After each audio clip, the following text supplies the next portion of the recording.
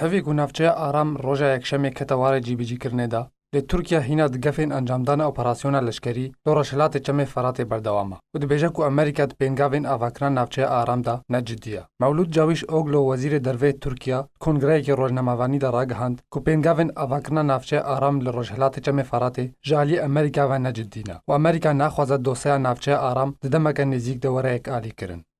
Herwiha wezîrê derveyê Tirkiya tekez kir û got ku Tirkiya tevaya amedekariyan kiriya da ku rojhilatê çemê Feratê ji çekdarên peyê de vala bike û hişdarî da û got ku Tirkiya rij de li ser helwêst û siyaseta xwe. Her di vê derbarê de Recep Tayyip Erdogan serokê Tirkiya di heman roja ku dewriyên Amerîkî Tirkiyeyên hevbeş li girêspî dest pê kirin ragihand ku Tirkiya bi vî awayî razî nabe navçeya Aram were avekirin û birêveçûna dewriyên hevbeş li rojhilatê çemê Feratê nayê wateya avakirina navçeya Aram. Herwiha Erdogan tekez kir û got ku eger di dawiya vê mehê de navçeya Aram li gorî daxwazên Tirkiya newê avakirin, Tirkiya wê planên taybet li navçeyê bicî bike û Tirkiya rij de li ser planên xwe yên taybet. û ji aliyê xwe ve rejêma Esed encamdana dewriyên hevbeşên Amerîkî Tirkî li rojhilatê çemê Feratê îda nekirin û got ku ev pêngav bin pêkirina ji tevaya yasayên navdewletî re.